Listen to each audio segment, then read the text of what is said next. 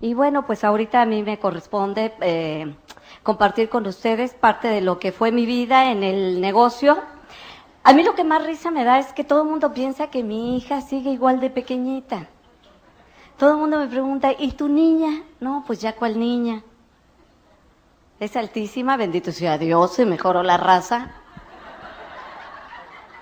Sí, no salió igual que yo. Bueno, sí es delgada, pero mide 1,68, bueno, estuvo mejor, ¿no? Ella vive actualmente en Montreal. Todo el mundo piensa que hice un gran sacrificio al dejarla un tiempo, pero si tú ves hacia atrás, cualquier sacrificio que hagas por tus hijos es pequeñito. Yo creo que nunca me voy a arrepentir de lo que he hecho. Este negocio me ha dado la oportunidad de forjar un destino mejor para mi hija. Ella actualmente pues tiene el estilo de vida que todos los padres queremos. Ella está estudiando ahorita en la Universidad de Concordia, en Montreal. Tiene 4 años y medio viviendo allá. Y ella se ha vuelto muy independiente. Me heredó, me duplicó. Es una persona con un carácter muy definido, autosuficiente, sabe hacia dónde va. Y platicando con ella el otro día me decía, mamá, es que yo me visualizo como una empresaria de gran éxito. Fíjate lo que hacemos. Cuando nosotros nos integramos al sistema y empezamos a vivir día con día la realización o la lucha de nuestros sueños, nuestros hijos empiezan a heredar eso. Y yo creo que es la mejor herencia que les podemos dar. El enseñarles que a un sueño no se renuncia, sino que por un sueño se lucha. Cueste lo que cueste. ¿Por qué? Porque en el sueño encontramos nuestra realización. En la renuncia de nuestros sueños encontramos nuestra frustración. Y la frustración es el cáncer del alma. El alma nunca se repone de la frustración. Renunciar hacia lo que a ti te podía haber llevado a descubrir el potencial que tú tienes es un dolor que yo no se lo deseo a nadie. El esforzarnos, el luchar, creo que es algo que engrandece al hombre. Ustedes saben que yo entré hace más o menos 14 años. En ese tiempo tenía 40 años y yo me sentía un poco frustrada. Había estudiado una carrera, pero esa carrera no me había llevado a ninguna realización. Por alguna situación apenas había yo conseguido el sobrevivir. A los 40 años tenía yo una niña de 4 años y medio, un montón de deudas. Estaba yo atrapada en un empleo que no me satisfacía, porque no solamente no ganaba lo que necesitaba, sino que estaba haciendo algo que no me gustaba. Tenía que soportar a un jefe que no toleraba, y entonces poco a poco me fui frustrando. Yo pienso que cuando una persona se frustra, de repente es como si te empañaran el cristal de tu vida y lo ves ya todo diferente, lo ves amargo, triste, gris. Y lamentablemente quien se lleva el resultado de esa frustración son las personas a las que más amamos, a nuestros hijos. Yo pienso, si no hubiera hecho este negocio, me imagino que ahorita sería una señora, no sé, varicosa, con sobrepeso, frustrada, hablando eternamente en pasado.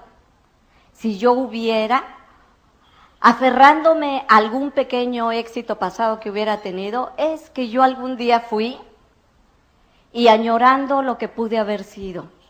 Cuando nosotros somos jóvenes pensamos que nos vamos a comer el mundo. Cuando yo tenía 15 años, juraba que a los 20 iba a ser millonaria.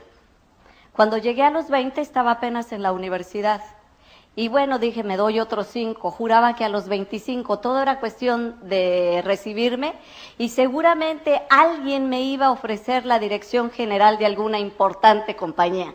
Yo me soñaba como una ejecutiva exitosa.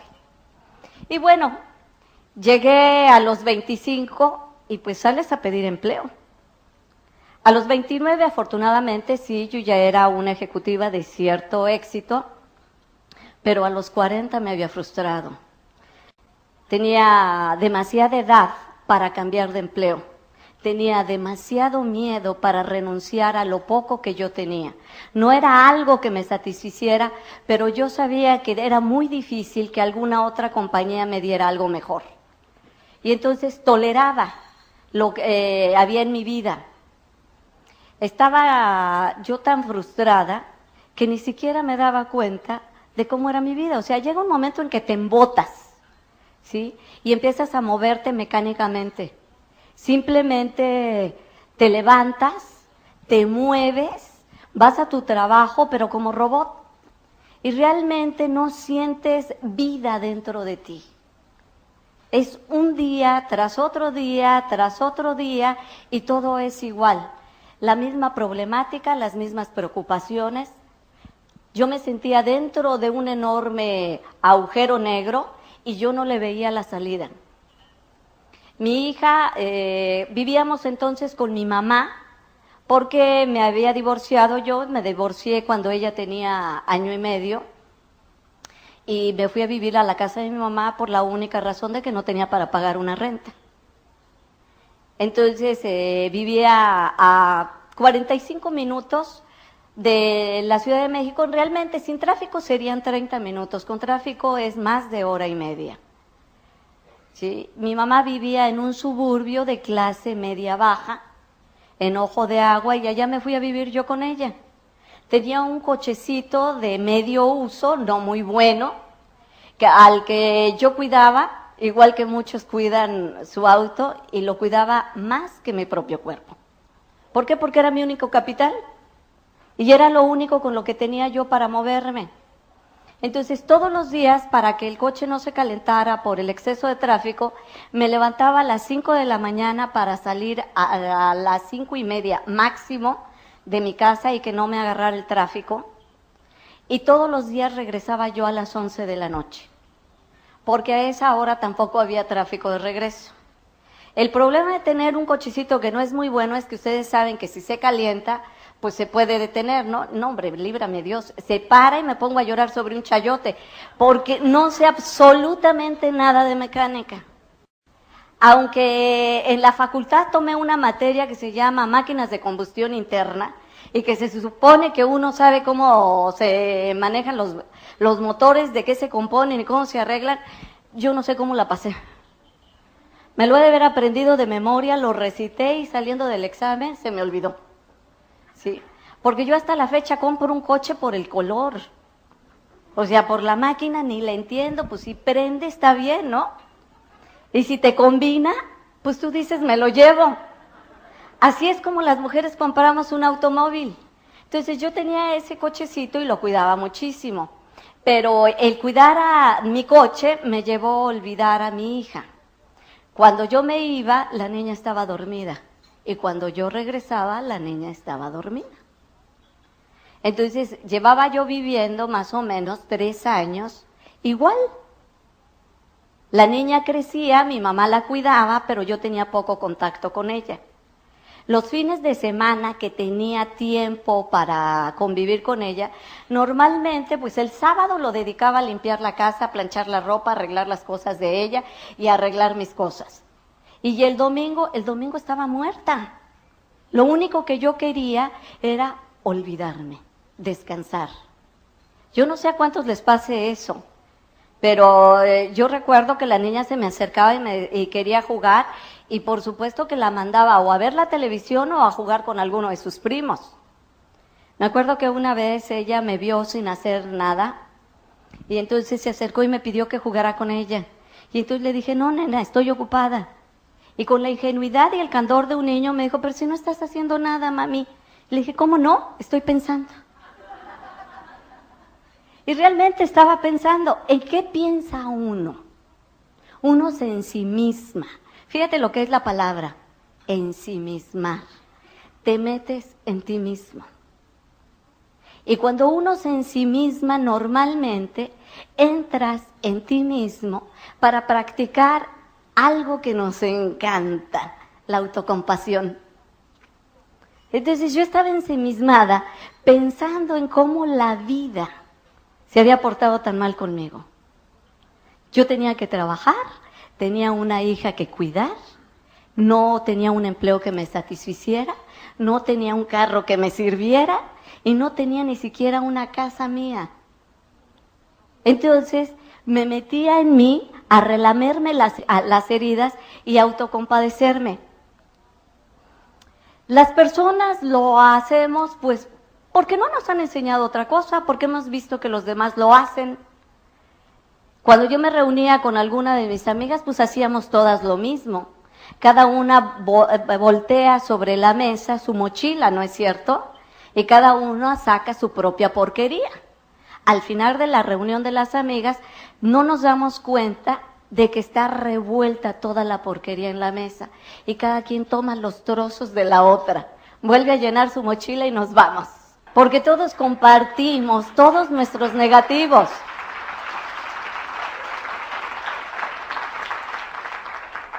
Entonces, en esas estaba yo, pero yo pienso que la vida es misericordiosa con cada uno de nosotros. La vida a veces te golpea para ver si despiertas, para ver si nos damos cuenta. Y en eso estaba cuando un amigo mío me regaló un librito. Era un librito de pequeñas historias. No sé por qué me lo regaló. No sé si él sabía que me hacía falta, si lo había leído antes, o simplemente la vida lo utilizó como instrumento y me acercó ese libro. Yo recuerdo que lo abrí y venía una pequeña historia. Hablaba de un niño que va corriendo cuando llega su papá del trabajo y le pregunta, papá, ¿cuánto ganas tú por cada hora de trabajo? El papá, que viene cansado, le dice cualquier cantidad, $5 la hora, por decir algo, ¿sí? Y entonces el niño se le queda viendo y le dice, papá, ¿me puedes dar 3? El papá, enojado, piensa que el niño es un interesado y lo regaña y lo manda a dormir. El niño, apesadumbrado, porque es un niño muy pequeño, de 4 o 5 años, se va a su recámara sin decir nada. Y el papá al rato se queda pensando, si esos $3 a lo mejor no son algo importante para el niño y que finalmente pues para él, pues ¿qué más da? Entonces se arrepiente, como nos arrepentimos todos los papás después de que ya la regamos, ¿no? Se arrepiente, va a buscar al niño, lo encuentra dormidito, lo despierta, saca los $3 y le dice, ofreciéndole los $3, le pregunta, ¿para qué quieres este dinero? El niño, sin contestar, levanta la almohada, saca otros $2 y le dice, papá, te compro 1 hora de tu tiempo. A mí esa historia, bueno, me partió el corazón, porque de repente me di cuenta que yo llevaba 3 años sin darle 1 hora completa a mi hija. Estaba yo demasiado ocupada en proveer. Y creo que todos los padres se nos va la vida haciendo eso. Nos preocupamos mucho por conseguir dinero y creemos que llevando el sustento a nuestra casa ya cumplimos. La tragedia es cuando los hijos crecen y nos reprochan la ausencia que tuvieron de nosotros. Y uno queda en un conflicto enorme porque siente que es una ingratitud por parte del hijo el reclamo. ¿Cómo te puede reclamar un hijo tuyo que no hayas estado junto a él si tú te has partido en 4 para conseguir lo que él necesita? Y sin embargo, muchas veces nuestros hijos no son cosas materiales lo que más necesitan. Necesitan quizá más una caricia o una palabra. Necesitan quizá 1 minuto de atención dedicado exclusivamente a él. Yo no lo sabía. Pero cuando leí ese librito tomé una decisión.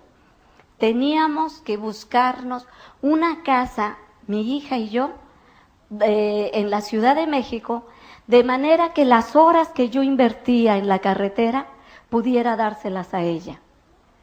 Y fue acción. Yo ayer les contaba, yo tengo un muy buen ejemplo con mi mamá.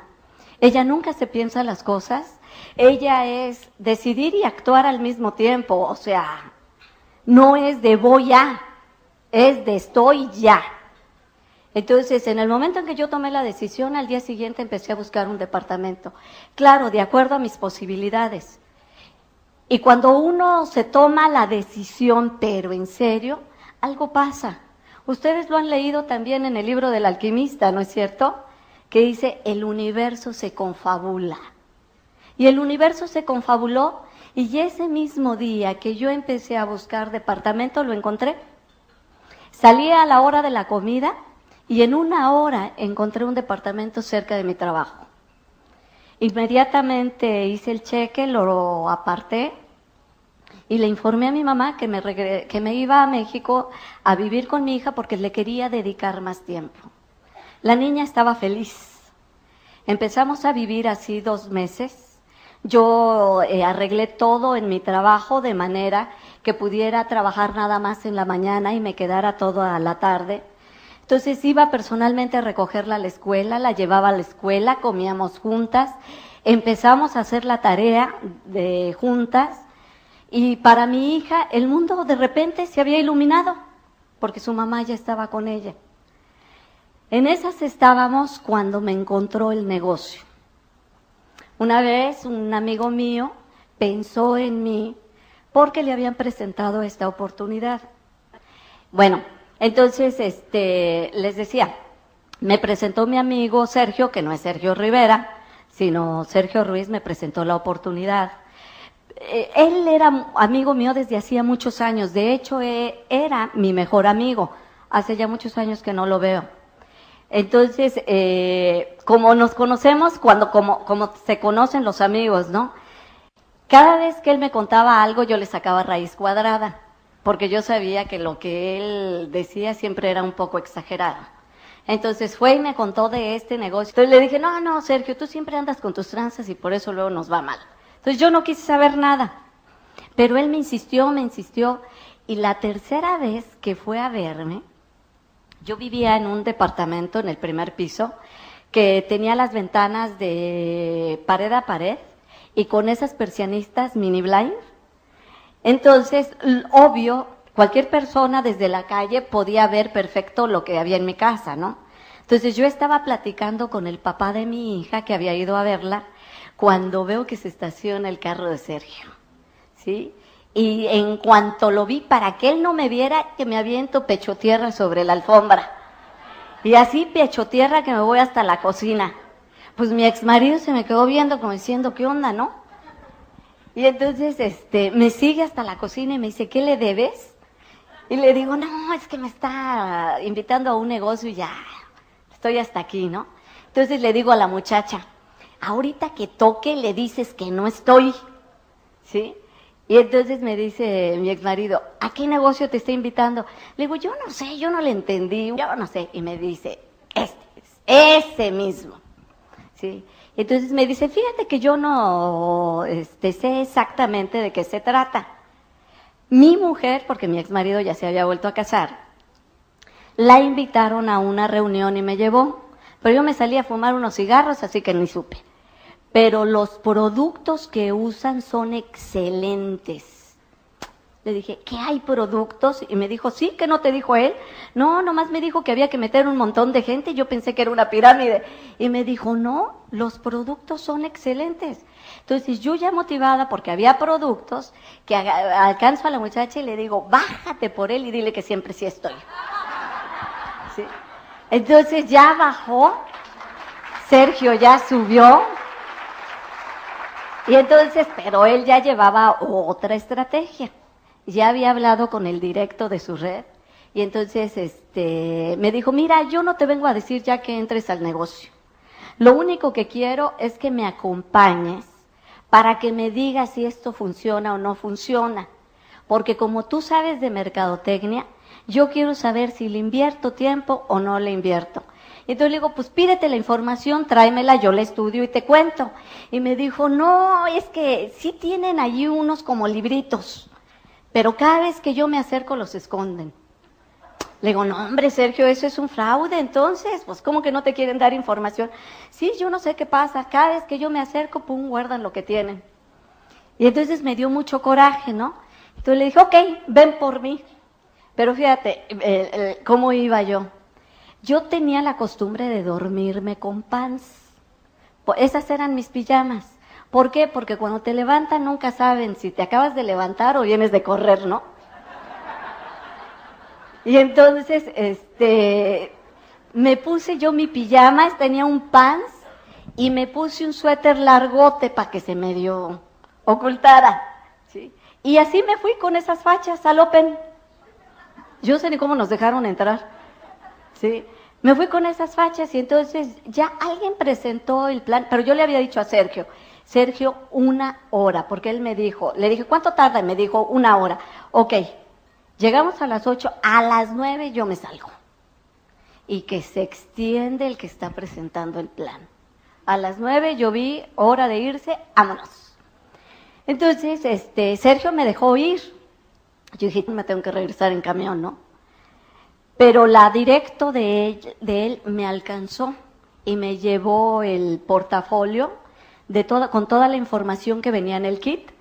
Y entonces me dijo, disculpa, pero es que Sergio me dijo que tú eres una persona muy ocupada, que no te podías quedar, entonces te reuní esta información para que la analices. No, hombre, yo me fui, pero súper feliz. Me habían levantado mi sentido de la importancia personal hasta el cielo. Al Sergio no le habían querido dar nunca nada. Y a mí me daban todo el portafolio del kit. ¿Sí? Entonces, ¿cómo me fui? Nunca me enteré que había sistema. Pero yo llegué y empecé a revisar. A mí me interesó lo que escuché, pero no lo comprendí todo totalmente. A mí lo que me intrigaba era de dónde salía el dinero. Yo nada más quería tener claro de dónde salía el dinero. ¿Por qué quería tener claro eso? Porque yo no quería meterme en un negocio fraudulento que se pareciera a las pirámides. Entonces yo revisé todos los libritos, pero pues ni le entendí. Y entonces, me acuerdo, una parte de mí, mi corazón me decía que eso era bueno, pero mi mente me decía, ¿y si te vuelves a embrollar en otro rollo? Entonces yo me acuerdo que yo le pedí a Dios, yo no sé ustedes, yo soy sumamente creyente. Cuando yo no puedo solucionar algo, le pido a Dios que me eche la mano. Y entonces, y que me ilumine las neuronas que sirven, pues para entender, ¿no? Y entonces, me acuerdo que yo me dormí pidiéndole a Dios 3 señales. Le dije, Dios mío, si esto es para mí, dame 3 señales para que yo empiece a hacerlo. Porque yo llevaba meses de pedirle a Él, ponme algo. Porque el dinero no solo no me alcanzaba, sino que yo estaba harta de hacer el trabajo que estaba haciendo. Mi jefe tenía la costumbre de jinetearse la lana de los clientes. Y luego me obligaba a mí a mentir, cosa que además nunca hice. Entonces venía siempre el pleito y el reclamo. Él me decía, no, es que no te pones la camiseta, que no sé qué más. No, pues si ponerse la camiseta era mentirle a un cliente de, ya me mandaron a hacer mis muebles. Y yo, pues la verdad le decía, no hombre, para nada. Y entonces, ya sabes, pues le hablaban a él y se lo ponían, ¿no? Y yo le había pedido a Dios, Dios mío, ponme algo. Debe de existir un empleo en el que no tengas que mentir para ganarte, pues, la papa. Y entonces a mí me latía que esto era bueno. Y yo me acuerdo que me dormí bien tarde y a las 5 de la mañana, ¡pum!, vale que me despierto. Acababa de ver claritito de dónde venía el dinero. Yo había trabajado anteriormente en publicidad. Había sido directora de ventas de una de las, directora de proyectos especiales de una de las agencias más importantes de México. Y yo sabía que las compañías dedican cuando menos 30% del total de sus utilidades a reinvertir en publicidad y distribución. Entonces de repente lo vi, claro, ellos nos pagan porque nosotros somos los publicistas y los distribuidores. Cuando entendí eso, no, hombre, que me vuelvo a poner mi suéterzote y que me salgo, porque yo no tenía teléfono en mi casa, y que me voy a buscar a Sergio, le hablé por teléfono, y que le digo, Sergio, ya entendí de dónde sale el dinero. Y Arre me dice, ¿todavía estás revisando todo? No, pero ya lo entendí. Y entonces él me dice, ok, ¿qué te parece si lo hablamos a las 10 de la mañana? Pues es que yo estaba tan nerviosa que a mí ni me importó salir a esa hora a buscar un teléfono y despertar pues al que me había invitado, ¿no? Entonces, yo tenía que hacer un viaje a Estados Unidos. Tenía que ir a Oregon precisamente por cuestiones de trabajo. Entonces, me acuerdo que vi a una persona que es amiga mía, es americano, pero él habla español muy bien. Entonces, le comenté sobre lo que estaba pasando en México. Y entonces él, me acuerdo que Andrew, muy sorprendido, me dijo, ¿está la corporación en México? Sí. Cuando yo escuché eso, yo dije, es la segunda señal. Porque Andrew tenía toda mi confianza. Y si él me estaba diciendo que sus amigos, él es psiquiatra de niños, me dijo, mira, yo no lo hago porque yo tengo una profesión que me absorbe. Yo en tu lugar lo consideraría. Para mí esa fue la segunda señal. Un segundo.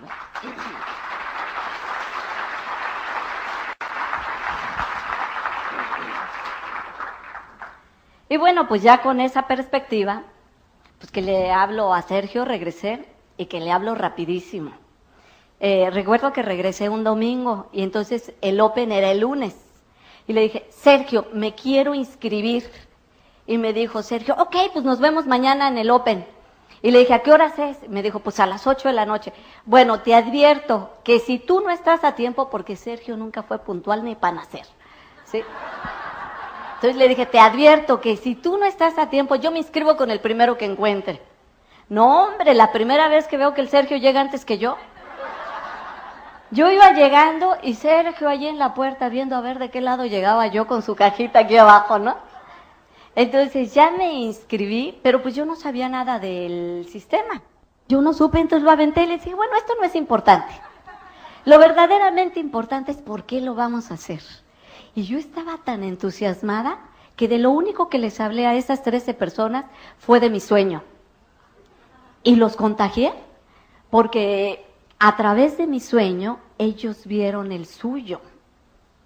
Y en ese momento de las 13, todos quisieron inscribirse. Entonces yo les dije, ok, pues me van dejando dicho porque si no se me olvida. Tienen que pagarme el kit ahorita para que yo se los entregue mañana.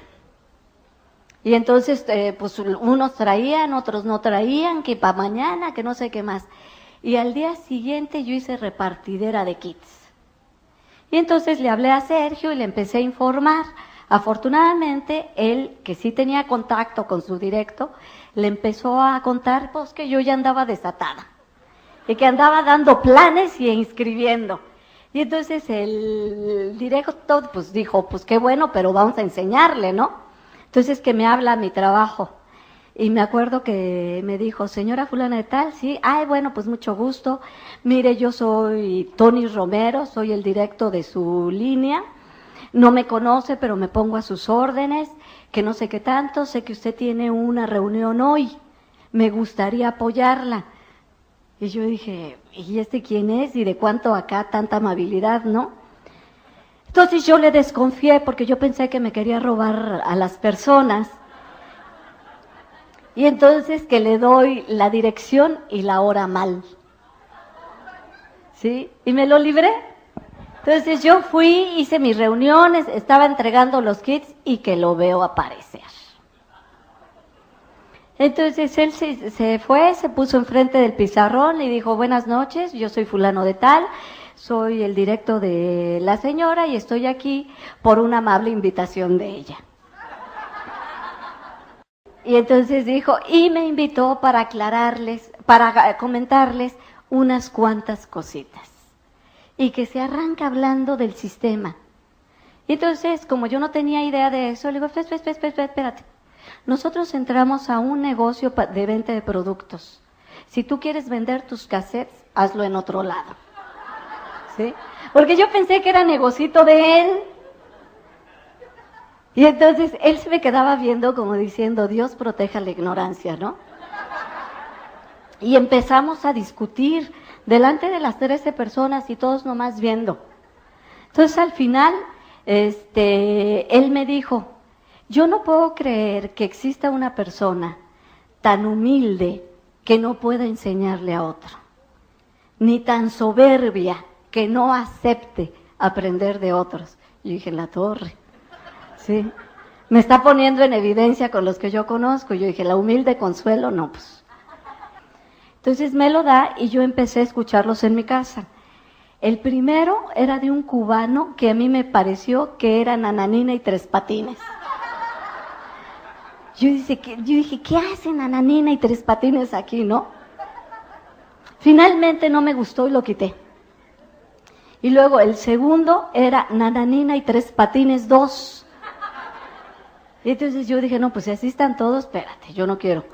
Por fin dije, el último que escucho, el último me salvó la vida.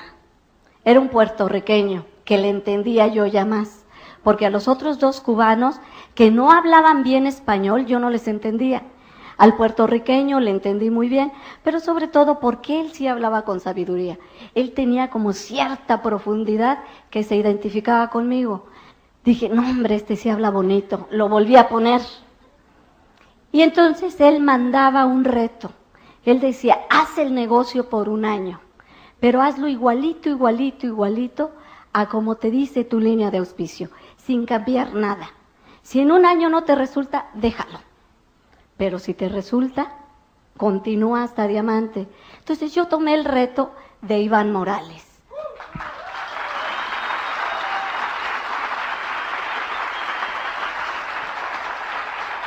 Iván para mí siempre fue uno de mis diamantes y sigue siendo uno de mis diamantes preferidos. Es de la línea dura, él golpea, él no te dice las cosas con azúcar, te las dice directitas. Y fue uno de los diamantes más exitosos en este negocio. Y gracias a él yo me integré al sistema. Le pedí a Tony, dales cassettes a todos, pero quítales los de Nananina y Tres Patines. Sí, me decía, no, Consuelo, porque los cassettes que a ti no te gustan, a otro lo van a motivar. ¿Sí? A ti estos no te gustaron, pero hay muchas personas que han entrado por esos cassettes. Y yo empecé a hacer el negocio tal cual me lo decía el sistema, tal cual Tony me iba dirigiendo.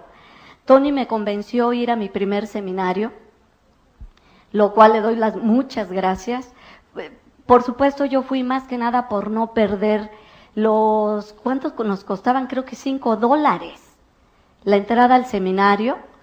Entonces, el día domingo me daba mucha flojera levantarme, llevar a la niña, que la cuidaran, bla, bla, bla, bla, bla. Pero ya había gastado mis 50 pesotes, entonces yo dije, no, ni más, como sea, pues vámonos, ¿no? Entonces fui al seminario y la pareja que dio el seminario fue tan buena que logró convencerme ir a la convención, ¿sí? Entonces voy a la convención, pasa el viernes y yo no vi el compromiso. Pasa el sábado, no hombre, me le enfieré a Tony, porque faltaba nada más un orador, que era Bill Childers, el que iba a cerrar la convención. Un aplauso para nuestro offline. Híjole. Y entonces le dije a Tony, oye, tú me dijiste que yo iba a agarrar el compromiso aquí y ya estamos en las últimas y yo no veo el compromiso. Yo no sé lo que hizo Tony, pero logró sentarnos en una mesa de diamantes. A la única persona que me había invitado a la convención, que se había ido de mi grupo a la convención. Y eso fue porque yo no la invité, sino se pegó. Ella escuchó cuando Tony me estaba promoviendo la convención a mí. Y entonces ella me dijo, oye, Lindita, ¿yo puedo ir? Y yo le dije, pues si quieres. Esa fue mi promoción. Y entonces se fue, ella fue mi primera esmeralda. Por eso es que nunca hay que perder la oportunidad de llevar a las personas a las convenciones, porque ahí es donde se hornean.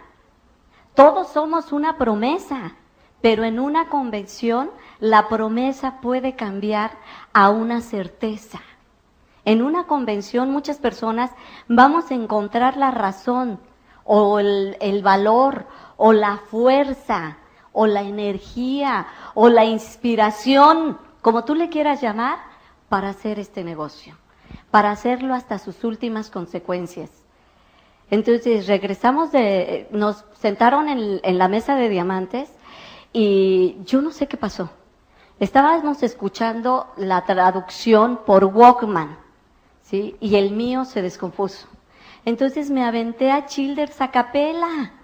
O sea, por un lado yo no sé hablar inglés y mi Walkman no servía. Entonces yo veía que Childers hablaba y hablaba.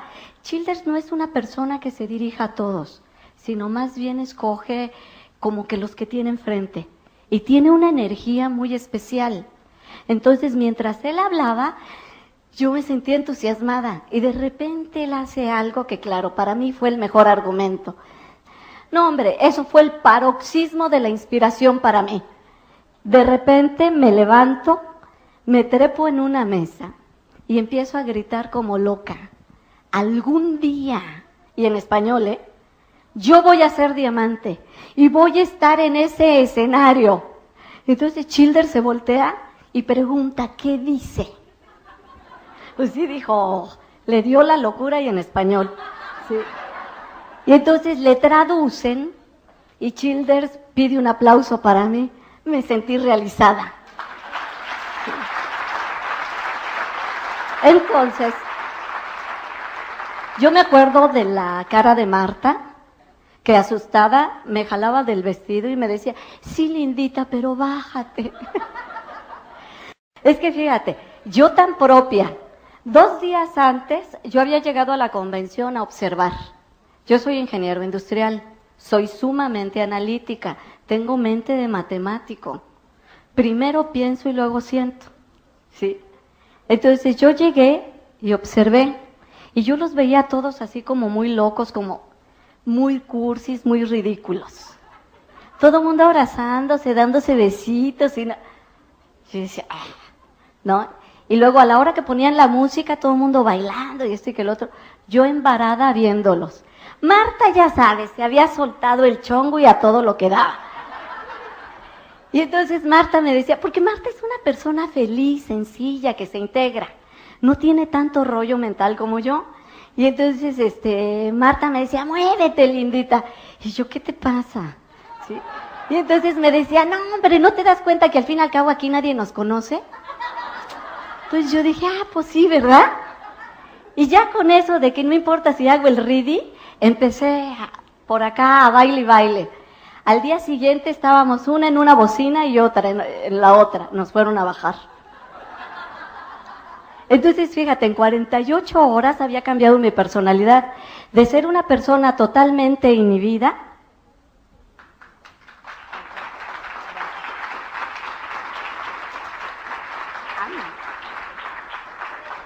equinacia, ¿verdad?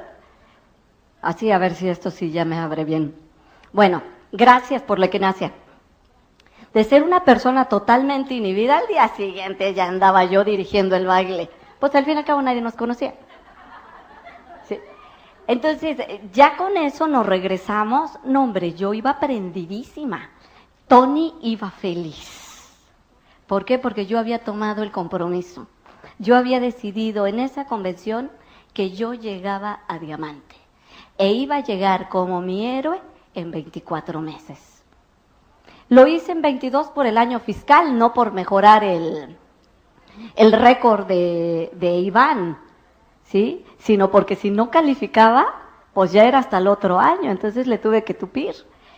Tomé varias decisiones que no les digo yo que hagan, simplemente yo vi la situación así en mi vida y yo me conozco, yo soy una persona que trabaja muy bien bajo presión, si no tengo presión no me muevo, pero si yo siento la presión, no sé, es como si se hiciera la calma.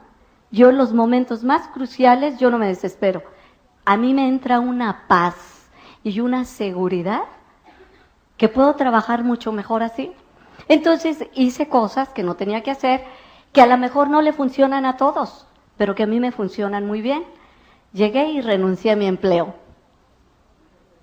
Segunda cosa, hice la maletita de mi hija y se la llevé a mi mamá. Y yo le dije a mamá, cuídala y dame 2 años. Dame 2 años porque yo me voy a hacer diamante, mamá. Mi mamá no entendía. Había vendido mi coche, había renunciado a mi empleo y ahora le regresaba a mi hija. Decía, ¿quién sabe qué tiene? Luego me confesó que aceptó cuidar a la niña porque dijo, pues lo que tenga, a ver si no se le pega a la niña, ¿no? Digo, mejor que me la deje aquí. No te voy a decir que fue fácil. Mi hijita estaba chiquita, tenía 4 añitos. Ella no entendía por qué después de que estábamos viviendo juntas, la regresaba yo ahora con su abuelita. Yo le explicaba que teníamos sueños, yo la puse a hacer conmigo su collage, y yo creo de verdad que los sueños que tú recortas y visualizas se cumplen. Porque Fernanda recortó una foto de Lupita D'Alessio con un micrófono. Lupita en ese tiempo se peinaba como yo, no yo como Lupita, ella como yo. ¿Sí? Entonces, ella está hablando y yo le decía, pero ¿por qué, nena? Y yo por más que quería quitar a la Lupita de los sueños de mi hija, ella se aferró y sí, mamá.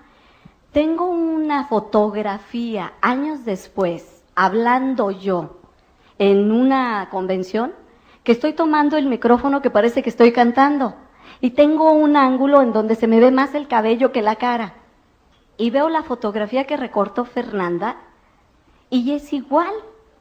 Fíjate, ella me visualizó con un micrófono y yo ni idea tenía que después eso sucedería, pero dando una conferencia. Nunca cantando, no hombre, si salen todos y empiezo a cantar. Yo canto tan bien que me utilizan para fumigar, nomás echar. Entonces, yo empecé a ver a mi hija nada más los fines de semana. Pero fue muy bueno porque entonces aprendí a darle tiempo de calidad. Antes, aunque vivíamos juntas, yo realmente no le hacía caso. Como después de que entré al negocio, nada más la iba a ver los domingos, entonces todo desaparecía para mí y lo único que existía era ella. No le hacía caso a mis hermanos que iban a comer con mi mamá, no le hacía caso a mi mamá y solamente éramos la niña y yo. Ahí aprendí a ponerle atención a mi hija, cosa que fortaleció mucho su autoestima. Jamás volví a atender a una persona que me hablara callando a la niña. Callo primero a la otra persona y le pido, ¿sabes qué? Discúlpame, ¿qué me decías, nena? Eso le empezó a dar mucha seguridad a ella. Yo ahora la que la veo hecha una mujer, me da mucho gusto, porque la veo una mujer autosuficiente, segura de sí misma, aceptando el mundo que tiene, sin miedo, dispuesta a enfrentarse a lo que venga, y eso solamente lo tiene un niño que ha tenido atención por parte de sus padres, que no se sabe rechazado.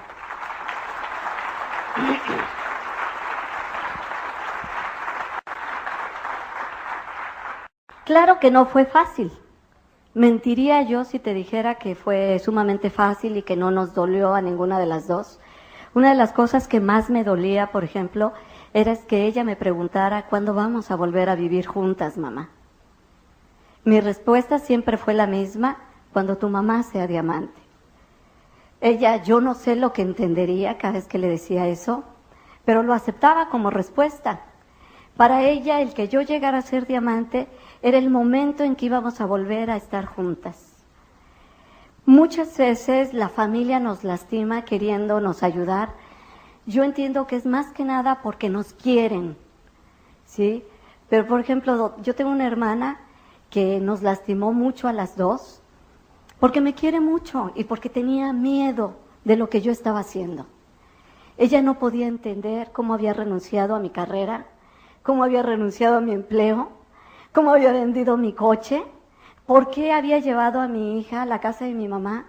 Y entonces cada vez que podía, trataba de decirme a su forma el que yo regresara a mi vida anterior, pero esa forma me lastimaba. Entonces tenía la costumbre de decirle a la niña, es que tú pareces huerfanita. Y entonces una vez mi hija me dijo, mamá, ¿por qué mi tía me dice que parezco huerfanita? Y entonces yo le dije, porque está mal de su cabecita. Así que no le digas nada, pero es que tu tía está muy enfermita. Pues sí, ¿qué le dices? ¿Sí?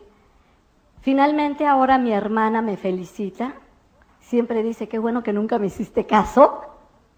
Toda mi familia me respeta, pero las cosas tienen un precio. Muchas veces uno siente que el precio es gigante en el momento de pagarlo. Pero yo te aseguro que el día que tú estés subiendo como diamante, todo lo que pasaste se te olvidó. A mí me cuesta tanto trabajo recordar los momentos malos, que ahora que Charo me pidió, por favor, cuenta tu historia completa, yo decía, híjole, pues es que ya ni me acuerdo. ¿Por qué? Porque han sido 13 años de libertad económica, de bendiciones, de no trabajar, como dice Jim, de no tener la pesadilla de levantarte temprano. Hace poco tuve un sueño, y se los juro, fue real, Soñé que mi hermana, esta hermana, por alguna situación me convencía de que yo le hiciera un proyecto a su banco, porque yo me dedicaba antes a hacer eso, proyectos para diferentes compañías. Y no sé por qué me convencía y le aceptaba el proyecto al banco. Y de repente estaba yo como a media mañana, eran las 11 de la mañana, con un montón de personas en un restaurante pasándomela muy bien en el jijirijiji. Y de repente me acordaba, si yo ya estoy trabajando, yo tengo que estar en el banco.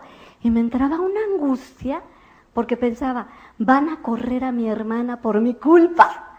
Van a correr a mi hermana porque yo no estoy cumpliendo. Y entonces empezaba yo desaforadamente a querer llegar al banco y pasaban un montón de cosas y no podía llegar. Tenía tal angustia que me desperté. Yo dije, ay, bendito sea Dios, solo fue un sueño, yo ya no trabajo. El día que tú no trabajes,